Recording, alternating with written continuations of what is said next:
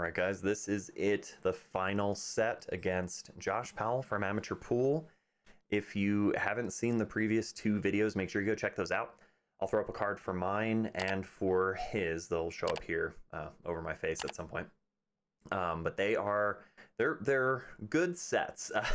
I say good with a little like measure of kind of hesitation or irony because I don't love how I played in the 10 ball set, and if you've seen that one, you'll know what I mean. But this one plays out in a really cool way. So I'll let you guys just kind of buckle up here and take a look. What I noticed is Josh, kind of like opens up his rhythm a little bit here in this final set, knowing that it's the last set of the day. It's a race to 5, so kind of a short race, but definitely enough to get a good look at both of us. He's coming in. I got to speak for him here because I wasn't able to get him on the hook for the commentary on this one. But he's coming in, a little bit of maybe a chip on his shoulder, like trying to redeem himself. Didn't love the way that he played in that first 8-ball set, as we heard in that commentary. And we all know Josh can play, so we'll see if he's able to line up and make something happen here. Good opportunity to get through this rack. Really just needs to solve getting on the good side of the 14 and the 9 here. You've got a big window to be able to work with both of those. Coming off the 10. And he comes out, he's looking pretty good. A little bit kind of on the bad side of the 14 ball here, so he may just roll forward and take the 9 in the right-hand side. And this is shaping up to maybe underhit this just slightly, but kind of rushing through. You can tell his tempo's a little quick. He's got a decision to make. He can take the 9 in the bottom right corner, and you will shape the 8, maybe just kind of a high ball. If he takes the 9 in the side, it's a bit more missable, and he's going to be coming off the 9 down and back. But either way, this is a very playable ball. You just really need to focus on making the shot. The shape should take care of itself.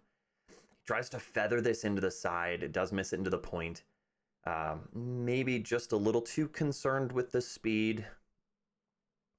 And lets me back at the table after he wins the lag and takes the break. We're playing BCA rules. It is winner breaks. So with the right conditions, you can put a couple together here. I have to figure out the 1 and the 7. I don't believe the 1 goes past the 7 in the bottom left. So I know that pocketing the 2 and then using the 3 to get back up table, I'll need to keep a good angle on the 3. That's why I stop it here. You want to let the angle do the work, come into the 3 ball and come back out.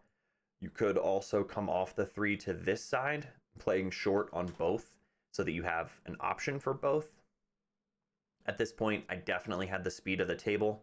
I wanted to come back down here, shaping the 7, but also knowing that the 1-7 combination wouldn't be too terrible. I do feel like in retrospect, it would have been safer to try to play to this side of them, even though you bring the bottom left corner into play. And you can tell my tempo is pretty good here too. There's no second guessing. Josh complimented that. I think it was just nodding about just kind of the speed, kind of punching it in, cheating the pocket to get a good angle out on the 1. I did end up kind of flat on the 1, so I have to cheat that again and come out, but you're always going to end up with a shot on the 8 as long as you get to the right-hand side of the table. Make the 8 unmissable and then come into this second rack. My head ball break was working really well, and I really got this dialed in during this 8-ball set. Didn't feel like I was breaking the balls so great in the 10-ball set. And although I hit them really well in this case, it does come up dry. Big cluster of stripes over on the right-hand side of the table that involves the 4-ball. The 6 does go, I believe, past the 14. So really, Josh has some work to do. He has to solve the 4-ball. And that could involve a breakout shot, potentially using the 6. But it looks like he's going for, kind of got away from him. Maybe just going for removing some of the balls up table here. But as we know, you don't want to leave that trouble ball, the 4-ball, until last. So what I have to look at is, could I use the 14 to break up the cluster? And I come over to look at the cluster, kind of wondering, do I even have to break this up? And I do. The 13-15 doesn't really go past the 10. I think the 10 would get in the way. The 14 would be a good breakout ball, but at this point I try to get after it as early as possible and come into these balls off the 11. I need to hit the 14 fairly full, and I just come into it too thin. I needed to come into it fuller so that the 14 went into the pack, and I knew that I had to come at it with some pace, but just came into it so thin that it didn't really do too much for me. In this case, you could try to cut the 12, but you're going to be coming off of that kind of thin, and you're going to complicate the shot making by going low left and trying to maybe play into the 10 ball or something like that. The other problem is the 14 is still tied up. So I opt for basically just a push safe in this case. Just keep the cue ball down table. I did want to block him. I end up giving him a look at the 6 ball, I'm pretty sure. I basically wanted to keep him behind the 10 ball and move things closer. I'm also clustering the 8 pretty dramatically here, so he's got a good look at the 6. You stay level on this, you're going to get back out. Okay, that one didn't go either. But that could have gotten him back out to the center of the table. His 4 ball's still blocked. This is that kind of situation where you're shooting fearless, basically, right? You're not so worried about the if I miss kind of thing because the 8 ball and the 4 ball are blocked. But really, that's the mentality that you need when playing this game in general. Be willing to be patient and keep control of the table. I'm playing this 13-15 combination. Oh no, the 15 went clean. I was trying to go into the others. So now option is play the 10 ball and come out for the 13-14 combination. The 9 goes clean, the 10 goes clean. The 13-14 is basically wired, but I do believe I had to throw it slightly. I was pointing there because it's sort of lined up for this long rail point.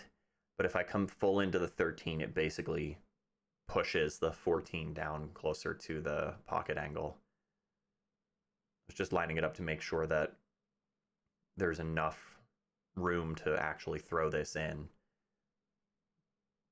And you do have to hit this at a slightly lower speed to make sure that it has time, the friction has time to kind of push it along.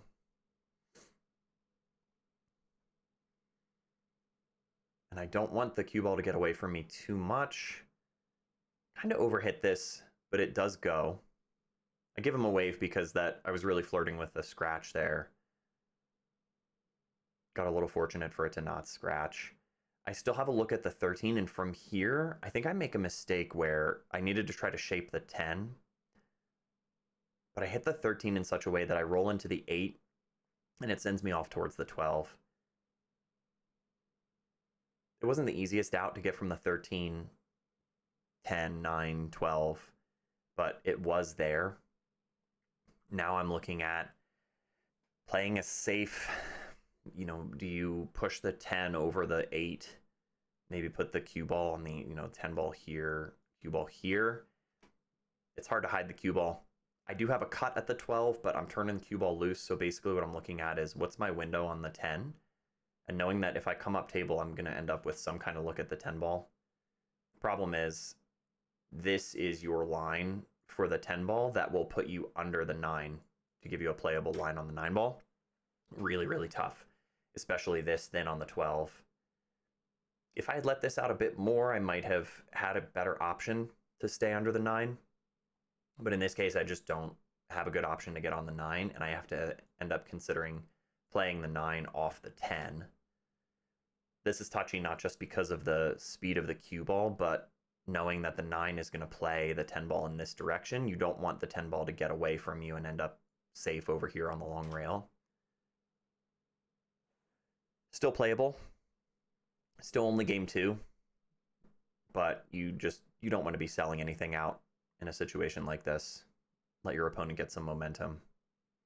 Aiming to back cut the 9 into the 10. These are touchy, and these are not ones that I practice often. I do need more practice with sort of the carom and billiards sides of the game. So miss it, really not by that much. Shape would have been pretty close to that. I come away with this feeling okay because the 8 is still blocked up. But Josh has got to make something happen here where he knows he's got to shoot the 4 because it is blocked by the 10. Nice, that's a good shot. Goes clean past the 7. Maybe a 6-2 combination here. He does have to come up with a plan for the... Whoa.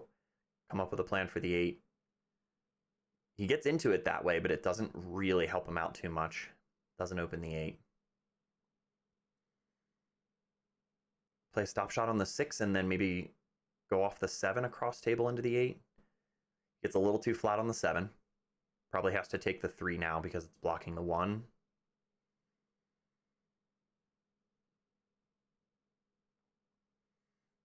Out and around.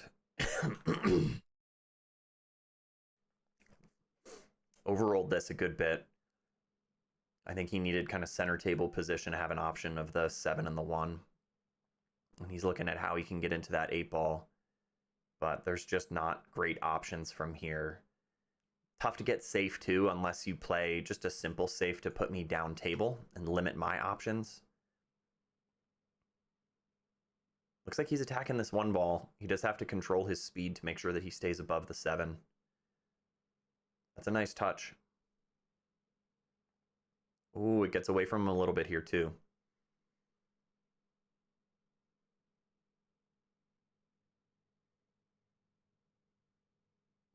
So he lines up the bank shot, and maybe he's thinking that the cue ball will track around to get on the 8. Plays it easy. Good line. And he must see a line between the 10 and the 9 for the 8 to go cross side. This would be a really, really nice out.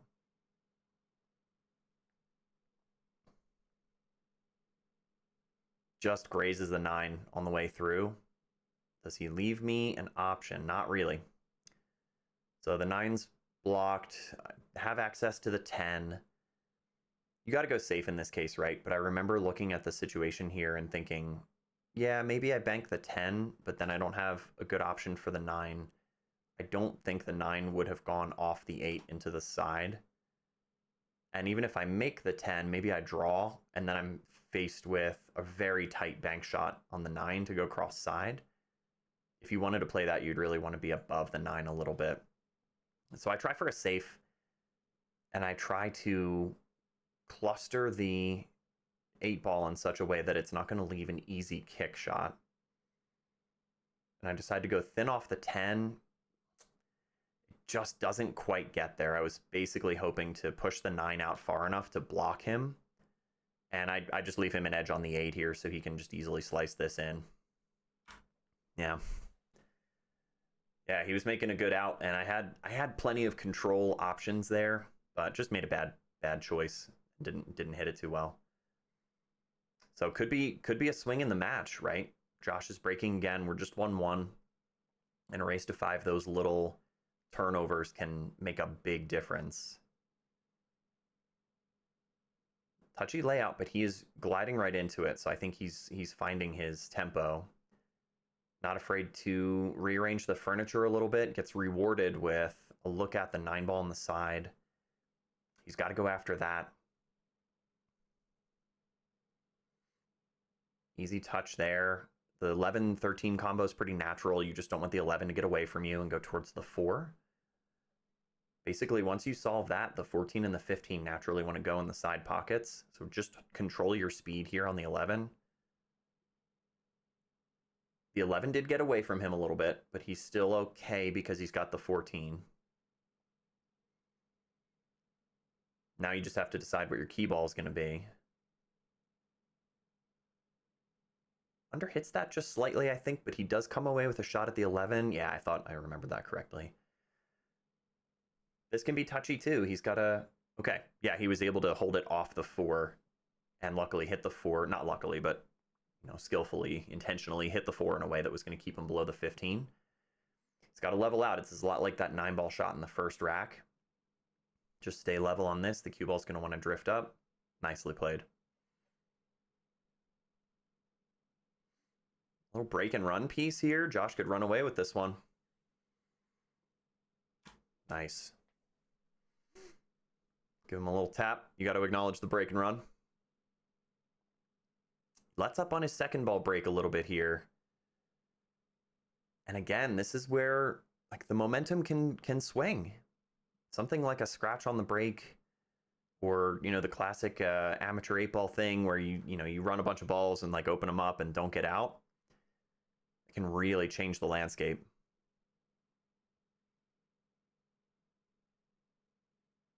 I've got full ball in hand here. BCA rules it's anywhere on the table, which gives me a great opportunity to develop that cluster at the top here, because this is touchy. These guys aren't so challenging. They all still go. I have to make a decision about the suit and kind of how to develop things into a runnable layout. The 10 is the biggest issue. The 13 doesn't really go right now, so obviously these are a problem. The 14 doesn't really get you there because you're so thin into the 14 that the shot's hard to make. I think what I was looking at there, yeah, is playing the 14 and coming into the 2-ball to push the 2 and the 7 off the 10 and away from the 13. So you have to be below the 14 enough to give yourself an angle. Kind of missed it, right? It looked like I was sighting in the 2-ball. Good things can happen. I didn't get punished for this, really. I'll probably have to play the 13 with a little bit of pace to go into the 10. Oh, I've got the 9, which is not a bad play because then it opens the 12. It's close. Just make sure you make a good hit here.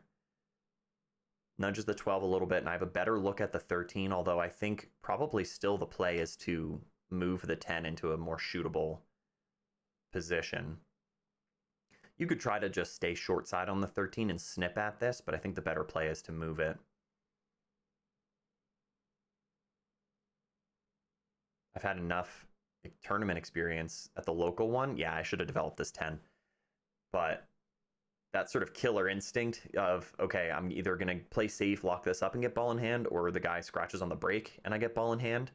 And you just got to punish those mistakes. You got to really capitalize on it. So I was getting into a good flow, and this one tripped me up a little bit because now I don't have a good line from the 10 to the 12, which was the original plan. Could certainly try safe, you know, go off the 10 and keep him down table, but cutting the 12 is also going to keep things open. The problem is it's going to be hard to get back down on the 10. Making sure to cut this full so that I'm coming into the 12 first. You need to make a good hit, obviously.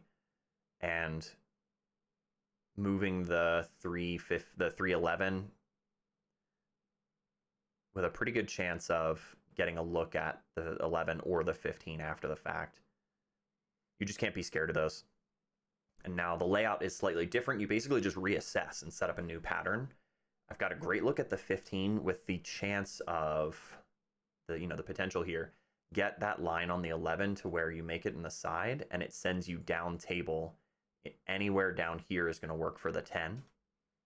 The angle you get off the 15 to play into the 11 is everything here. I played this okay, but I think honestly I needed a bit more angle. I didn't need to play a stop shot here, maybe just a stun run through to give me a little bit more. It's let the angle do the work. The more I get above the 11, the easier it's going to be to let this sort of stun down. Then it's just speed control at that point. I get a little flatter on the 11 than I needed to, and so I have to stun it even more or roll through the 6 or the 7 depending on exactly where I'm at, and that just gets a little risky. Yeah, that was either going to push the 6 in my way. It could have worked out if I gave it a bit more pace. I think I might have ended up with a good look at the 10. But unfortunately, I'm blocked here. That really just came down to the angle that I gave myself on the 11.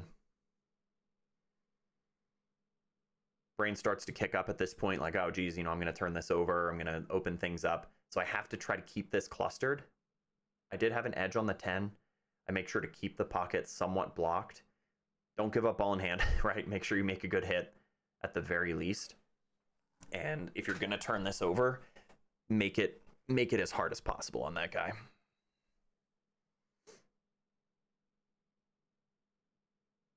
Josh could try to lock me up here. He could come off the 3 and put me under the 1 or something like that. Just to get ball in hand, it would give him a better option of developing the 2, 5, and the 6. needs a plan for that cluster.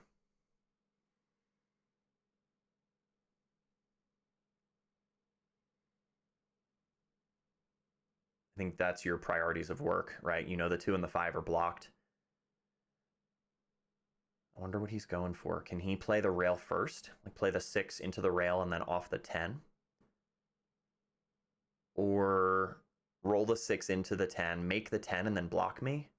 Yeah, I think he waved like he's playing safe. Oh, he miscued. That's tough. Yeah, he was trying to just sort of pinch off the 6 to make the 10, kind of claiming that pocket. That's a tough one. That's a tough one because you know, the cue ball can get away from you. You have to hit the 10 really full. And it didn't look like the cue ball was going to want to stay down table. It looked like it wanted to come up table, cutting the 6 that way. This is pure speed control, guys. This is coming around 3 rails for the 8. And incidentally, this is a drill that I've been punishing myself on for weeks. And so I hit that good. I get exactly where I need to get. I'm all but dead straight in on the 8 ball. And I'm in dead stroke from this point. Activate killer mode.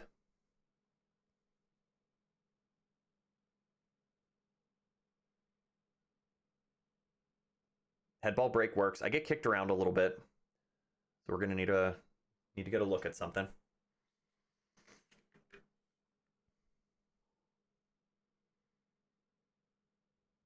And I have a good look. Table's open after the break. There's a cluster in the center of the table, but everything goes. It's just a matter of, you know, do I need to get on the 15 in the bottom left-hand corner? Probably. Play the 14 to the 9, and then get into the cluster and sort of pick it apart. That's surgical straight pool type stuff that I really like about 8 ball.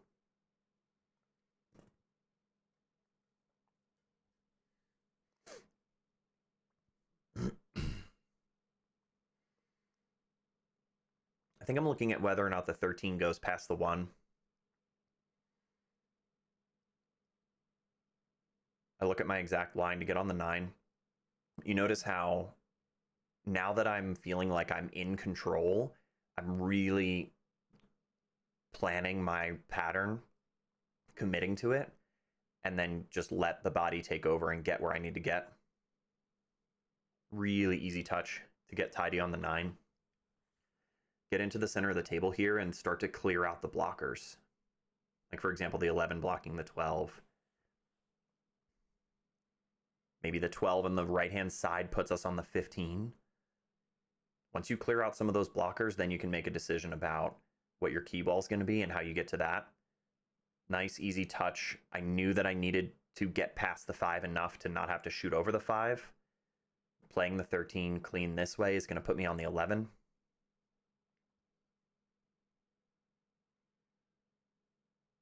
I'll need to make a decision about the key ball because the 8's in a weird spot.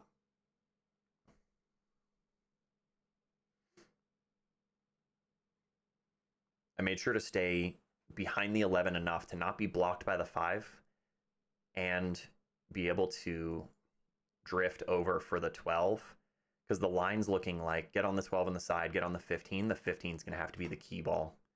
Not that I love that shot in this situation, but take what the table gives you. Stun across. Just kind of floating through that. And I have a lot of room to work off the 12. Pick the line that you need on the 15. You can't be afraid of the difficulty of the shot. You just need to take what gets you on the 8. So I know that drifting forward a little bit is going to give me this back cut on the 15 to where the cue ball can come down into this window. And I didn't baby this one, right? I know that I'm going to deliver clean when I trust myself to deliver clean. Basically stun run through to give myself the back cut on the 15. This is touchy, but I'm seeing the lines now. I'm in that sort of killer mode. I know that I'm going to be able to stroke this in. It gets away from me a little bit. Admittedly, this ends up being a lot harder to control than it should have been, but it's still playable. This is just smooth, low outside. You see it got away from me here too. Low outside to control the cue ball taking off the long rail. But even in this position, I look at it and my mind is just, we're good. It's going to be fine. You're just going to make this ball. You're never going to turn back the table. You're not going to turn this over. None of this sort of like amateur level fear of like, oh, geez, I'm going to move everything out of his way. That just was not coming up for me at this point. I have to wait for the dude to get out of my way, though. And this is a touchy back cut. What gave me some reassurance here is that there's a lot of blockers. I know I have to turn the cue ball loose because this is giving the 8-ball some pace. But it's the kind of shot that you would try for fun, you know, playing with your buddies or in practice or something like that. 6-ball helps me out, and the 8 goes down. A little tap from Josh. That's a break and run. And winner breaks, when I'm in this mentality at this point in my game, I'm going to catch a gear. Check this out. Again, really nice head ball break, good control, and then I just get kicked. So, I mean, not much you can do about that, right? I think he mentioned something. I don't remember exactly what we were saying, like railbird style, but he was talking about the head ball break. We were both struggling with our breaks a little bit in that first set. So here again, another pretty interesting layout. I think both suits play pretty well. The opening shot could be a little weird if you take stripes, just to make sure that you get a good line on your next ball. So I opt for the solids here because I like the cluster near the 8. Feels like I'm going to have more options for a key ball. And I like the opening shots better than stripes.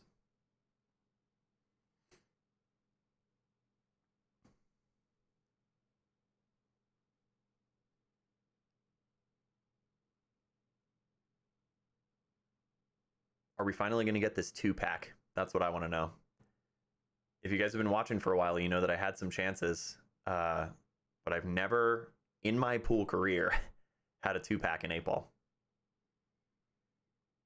This is looking pretty good. If I stay level, I can put this rack together. That would be a nice little jewel in the crown.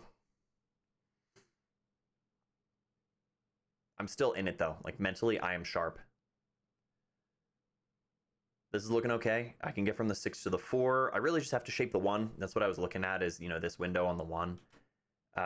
It goes in the top left, but I don't love those. I'll shoot them if I have to, obviously, but do I get from the 4 to the 1 here? Or do I go from the 4 to the 6? I'm coming across. I just want to clear up the 3-5. I get so natural on the 3 that I figure I'll just get rid of it now. The 5 can take me to the 2-ball later. Stun across to get on the 1. This plays really nice. Because I was flat on the 3, but I trusted the stroke and the size of the pockets to where I'm cheating it to get across table for the 1. And I'm going to stun this in to come out for the 6, get close to center table. I don't want to have to mess with the 10 and the 13 here. So yeah, I want to get to the other side of the 6. You know what I mean? I don't want to be over here coming off the 6 and then you run into traffic. Get on this side of the 6 so that you can go towards the 5. And at this point, my like cognitive load is 0%.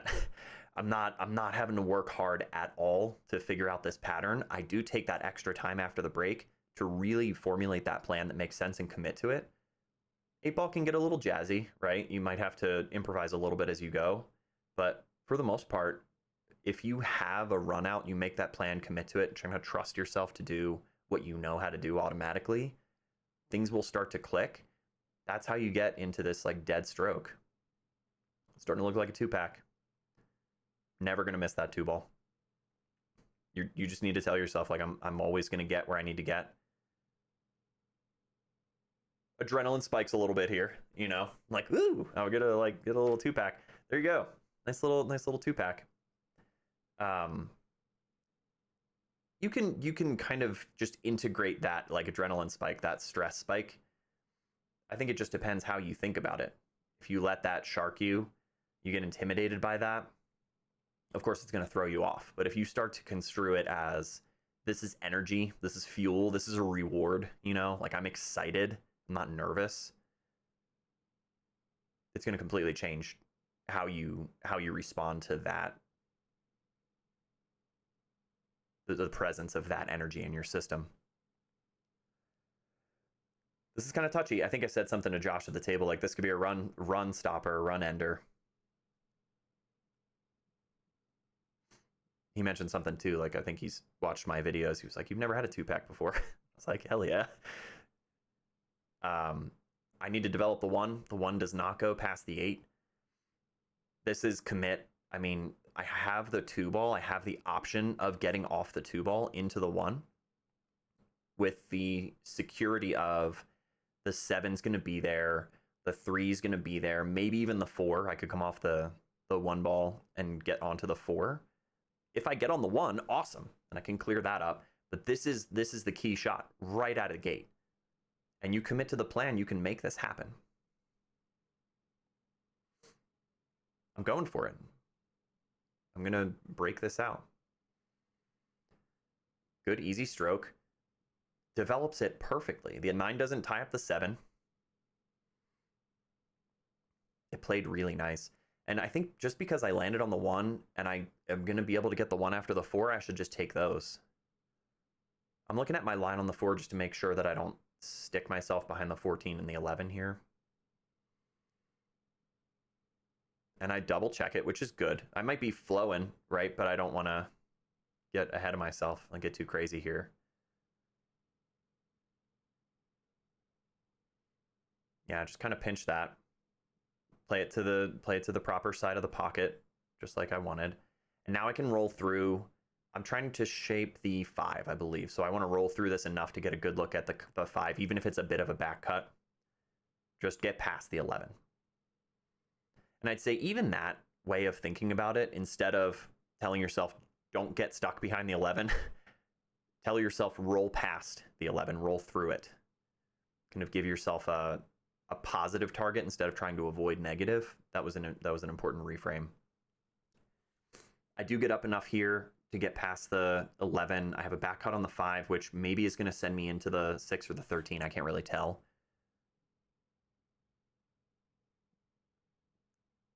Kind of tricky. Okay, I was able to get out. I played full into the 6. And I get nice on the 6 to where I can roll up for the 3 or the 7. And I just basically look at my spot. And again, I'm just flowing. There's no like second guessing. I'm not worried about missing these balls. I'm just picking my pattern. This one got away from me a little bit. I knew that the 7 would make a nice key ball on the 8. And I put myself over the 7. So I take an extra breath on this one just because I didn't love where the 3 ball was at. And I didn't have a great way because I'm on the back side of it. The cue ball would want to sort of come around. But I just decide I don't care. That's fine. I can just take it from where it is. I punch this 3 ball in, and then the 7's obviously going to be the key ball, but I just use, play a stop shot. You don't need to cheat that or get cute. Play the 7 in clean, maybe overcut it a little bit. Cue ball comes out to this rail and back. You're going to get a look at the 8, and you are going to get out of this rack. It's just that constant kind of positive feedback loop. Watch the stroke here. Nice and easy through that ball. Adrenaline spike. Oh my goodness, I'm about to put a 3-pack together for the win. You just need to breathe through that. That 8 ball is always going to fall. Hope you guys like this one. It's really nice to revisit this kind of match. I've had plenty of matches where like I kind of sell out or something silly happens, like classic amateur stuff like we talk about. This was a really awesome setup, like Josh and I getting out there to play. Really love to meet him in person and talk about the YouTube stuff and just kind of like commiserate and prop each other up, right? Just like support the sport and support each other. But all of that felt like a footnote to my performance. Really got through that first 8-ball set well. I feel like I played well in that one. Got a little shaky in the 10-ball set, and I don't know if that was just an energy crash or losing focus or what have you. Like, that's going to happen, especially in those longer competition days, like a tournament where you're out there for multiple hours at a time. But it felt so especially good to cap the day off with this level of performance at this point in my game, at this point in my career, leading into things like the Masters playoffs, for example, right? Maybe some of you guys have checked that one out by now. but this was just a great day. I was kind of buzzing from it. I was like, man, it feels so good to like put in the work and get this kind of reward. And so much of it is like the little mental tricks that I talk about all the time. You know, focus on having a good process. Don't get so hung up on the sort of result that you're getting. But here it is. You know, you saw it. You saw it here first. You heard it here first. Not only the first 2-pack of my career, but the first 3-pack. So let's go. Put a little 3-pack together to wrap up the set. Again, thanks to Josh for coming out and playing against me. Hope we get to play against each other soon. Some really good stuff in there. And yeah, hope all of you viewers enjoyed this one. Make sure to let me know in the comments. Give me some feedback. Lots more to come. So you will be seeing me again soon.